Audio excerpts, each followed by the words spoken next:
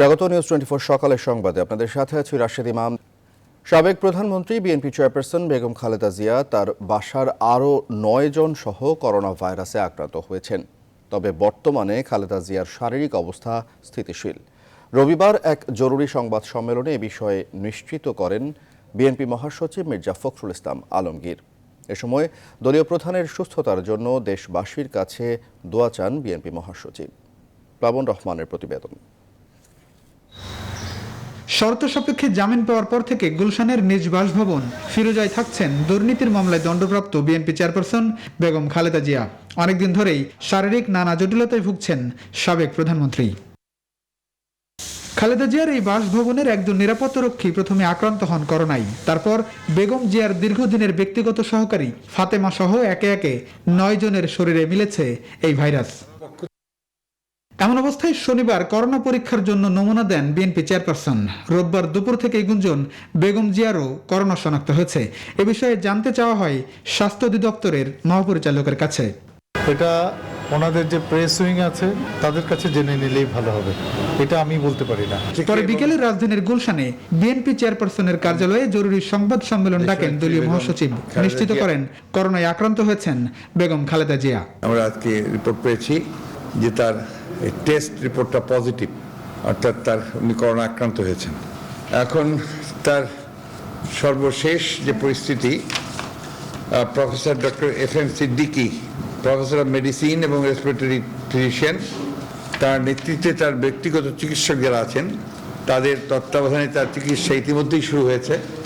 মির্জা ফখরুল আরো বলেন, করোনা ধরা পড়লেও শারীরিকভাবে ভালো আছেন বেগম খালেদা জিয়া। প্রয়োজন হলে পরবর্তী চিকিৎসার ব্যবস্থা করা হবে। তার কোনো টেম্পারেচার নেই, অন্য কোনো উপসর্গ তার নেই।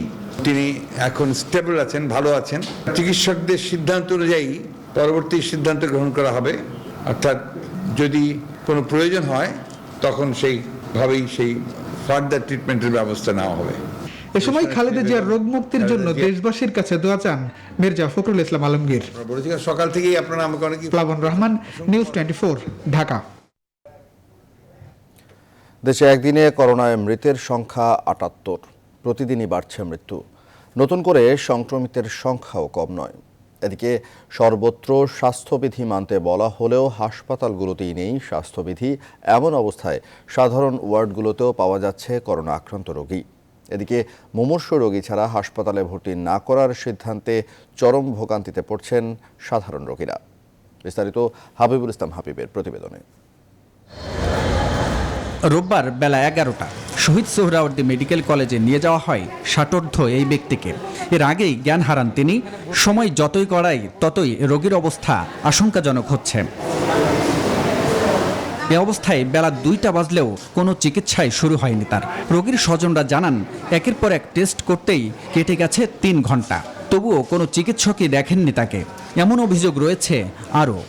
ইসলামেতে গেলাম, ওখান থেকে এখানে রেফার করলো, এখানে ডাক্তাররা এইটা সেইটা, মানে ফর্মালিটি শেষ নেই, এই বন্ধ ওই বন্ধ, কিন্তু বলতেছে তার অবস্থা ভালো না। এখন তো মনে করলেন হইলো ওনারা আগে দেখবে যে উনি ভর্তির যোগ্য কিনা বা ভর্তি নিবে নাকি, সময় নষ্ট, এইলো কথা। করোনা রোগীতে যখন হাসপাতালগুলো ঠাসা, তখন ঢাকা মেডিকেলের সাধারণ ওয়ার্ডে ঘুরে দেখা যায় রোগী কিংবা স্বজন বেশিরভাগই মানছেন না স্বাস্থ্যবিধি। এতে ঝুঁকিতে পড়ছে রোগীর জীবন। করোনা টেস্ট করলে অনেকেরই আসছে পজিটিভ। ঢাকা মেডিকেলের কয়েকটি সাধারণ ওয়ার্ড ঘুরে দেখা যায় এক রোগীর বেডে বসে আছেন কয়েকজন স্বজন। এতে রোগী ও স্বজন উভয়ই পড়ছেন সংক্রমণ ঝুঁকিতে। হাসপাতাল পরিচালক বলছেন, নিজে সচেতন না হলে আসলে কিছুই করার নেই। এটা ঠিক, হাসপাতাল এবং হাসপাতালের বাইরে সবখানে স্বাস্থ্যবিধি উপেক্ষিত। কিভাবে অ্যাওয়ারনেস প্রোগ্রামগুলো করলে আরও ইফেক্টিভ হবে অ্যাওয়ারনেস, সেখানে কাজ করার সুযোগ রয়েছে। মেডিকেলের বাইরেও সাধারণ মানুষের মধ্যে নেই স্বাস্থ্যবিধির তোয়াক্কা। হাবিবুল ইসলাম হাবিব, নিউজ 24, ঢাকা। আসছে লকডাউনে আবারও পারিবারিক সহিংসতার ঘটনা বাড়তে পারে বলে আশঙ্কা করছেন সমাজবিজ্ঞানীরা, যার মধ্যে পারিবারিক কলহে খুন, অত্যাচার, নির্যাতন ইত্যাদি বেশি হতে পারে। এছাড়া বাড়তে পারে ইন্টারনেট ভিত্তিক অপরাধের পরিমাণও।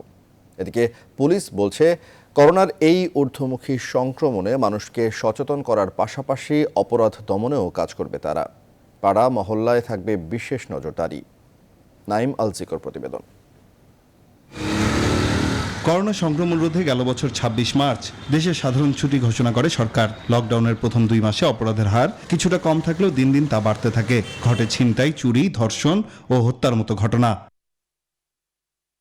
মহিলা পরিষদের তথ্য বলছে, গেল বছর নারী ও শিশু নির্যাতনের ঘটনা সাধারণ ছুটির সময় সব থেকে বেশি ৩,৪৪০টি ঘটে। তারা বলছে, জানুয়ারি ও ফেব্রুয়ারিতে যথাক্রমে ৩২৬টি এবং ৩৩৭টি নারী ও শিশু নির্যাতনের ঘটনা ঘটে। পরে মার্চ থেকে মে পর্যন্ত অপরাধের সংখ্যা অর্ধেকের নিচে নেমে আসলেও জুলাই থেকে তা আবারও বৃদ্ধি পায়, যার 1/3 অর্থাৎ 919টি নির্যাতনের ঘটনা ঘটেছে চলতি বছরে।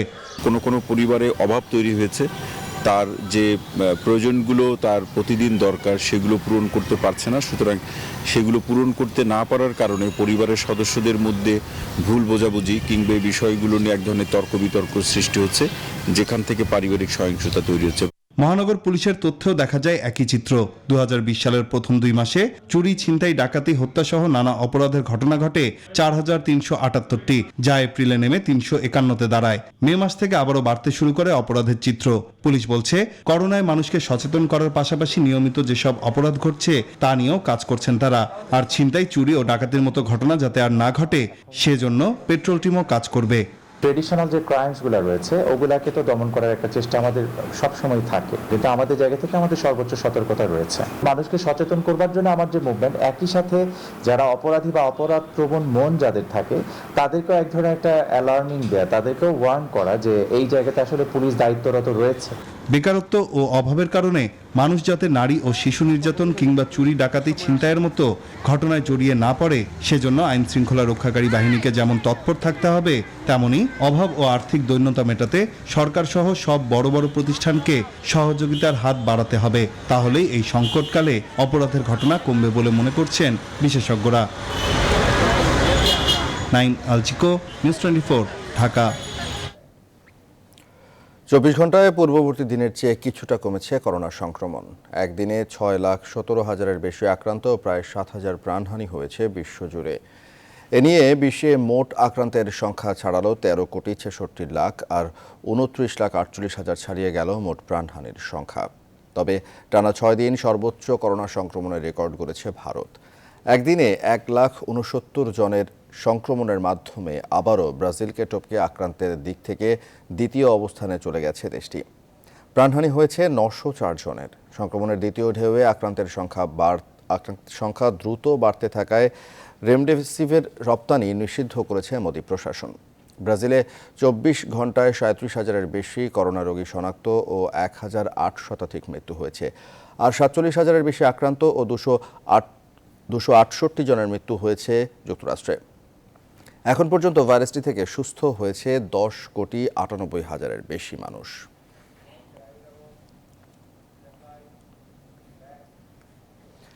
দর্শক, যুক্তরাষ্ট্রের করোনা পরিস্থিতি জানাতে নিউ ইয়র্ক থেকে আমাদের সাথে সরাসরি যুক্ত হচ্ছেন সহকর্মী সুলতানা রহমান। সুলতানা রহমান, স্বাগত আপনাকে। সুলতানা রহমান, নিউ ইয়র্কে করোনা সংক্রমণ পরিস্থিতি সম্পর্কে দর্শকদের জানাবেন। নিউ ইয়র্কে এখন পরিস্থিতি আগের চেয়ে ভালো, আগের মতো এপিসেন্টার তো এখন নেই নিউ ইয়র্ক, কিন্তু এই মুহূর্তে আমেরিকাতে এপিসেন্টার হচ্ছে মিশিগান। সেখানে একেবারে ধাই ধাই করে সংক্রমণ বাড়ছে, মানুষ মারা যাচ্ছে বিপুল পরিমাণে। সারা দেশে প্রায় গত 24 ঘন্টায় 82,000 মানুষ আক্রান্ত হয়েছে। এটি গত 1 বছরের মধ্যে একদিনে আক্রান্তের সংখ্যা সর্বোচ্চ, এবং মৃত্যুর সংখ্যাও কিন্তু গড়ে প্রতিদিন 1,000-এর মতো মানুষ মারা যাচ্ছে। ফলে সংক্রমণটির যে চতুর্থ ওয়েভ যেটি চলছে, এর বড় ঝুঁকিটি চিকিৎসকরা বা স্বাস্থ্য বিশেষজ্ঞরা বলছেন, যেটি ইউরোপে যে নতুন ধরনের সংক্রমণটি দেখা দিচ্ছে সেটি এখন ব্যাপক হারে ছড়িয়ে পড়ছে আমেরিকার সবগুলো স্টেটে। এই মুহূর্তে 50টি স্টেটের মধ্যে প্রায় অর্ধেকেরও বেশি স্টেটে সংক্রমণ কিন্তু আবারও ঊর্ধ্বমুখী। কিন্তু বেশিরভাগ মানুষই এখন আর স্বাস্থ্যবিধি মানছে না, যে কারণে খুব মানুষ স্বাস্থ্য বিশেষজ্ঞরা বারবার করে সতর্ক করছেন, অন্যদিকে ব্যাপক হারে ভ্যাকসিনেশনের কার্যক্রম চালানো হচ্ছে, তারপরেও বলা যায় যে মাত্র 20% মানুষ এখন পর্যন্ত ভ্যাকসিনের আওতায় এসেছে। যদিও গড়ে প্রতিদিন প্রায় 4.5 মিলিয়ন মানুষকে ভ্যাকসিন দেওয়া হচ্ছে। প্রেসিডেন্ট বাইডেন প্রশাসনের টার্গেট হচ্ছে এই মে মাসের শেষ নাগাদ যেন 100% মানুষ ভ্যাকসিনের আওতায় আসে। কিন্তু জনসন অ্যান্ড জনসনের যে ভ্যাকসিনটি তার একটি বিপুল অংশ টেকনিক্যাল ভুলের কারণে নষ্ট হয়ে যাওয়ায় এই টার্গেট পূরণ করা যাবে কিনা এটি নিয়ে সন্দেহ দেখা দিয়েছে। তবে হার্ড ইমিউনিটির দিকে আসলে আমেরিকা এখন এগোচ্ছে। প্রধান যেই স্বাস্থ্য বিশেষজ্ঞ রয়েছেন ডক্টর অ্যান্থনি ফাউচি, তিনি বলছেন যে যত দ্রুত মানুষকে ভ্যাকসিন দেওয়া সম্ভব হবে তত দ্রুত হার্ড ইমিউনিটি অর্জন করা সম্ভব হবে। কিন্তু ভ্যাকসিন কার্যক্রম কিছুটা বাধাগ্রস্ত হচ্ছে। একদিকে কখনো কখনো আবহাওয়ার সমস্যার কারণে, দুর্যোগপূর্ণ আবহাওয়া, অন্যদিকে কিছু টেকনিক্যাল কারণে ভ্যাকসিন নষ্ট হওয়ায় যে বিপুল পরিমাণ মানুষকে গড়ে টার্গেট ছিল প্রতিদিন গড়ে 5.5 মিলিয়ন মানুষকে ভ্যাকসিন দেয়, সেটি কিছুটা বাধাগ্রস্ত হচ্ছে। তবে এই মুহূর্তে লক্ষ্য হার্ড ইমিউনিটি। সুলতানা রহমান, ধন্যবাদ আপনাকে সংযুক্ত হওয়ার জন্য। দর্শক, আমাদের সহকর্মী সুলতানা রহমান নিউ ইয়র্ক থেকে জানাচ্ছিলেন সেখানকার সবশেষ করোনা পরিস্থিতি।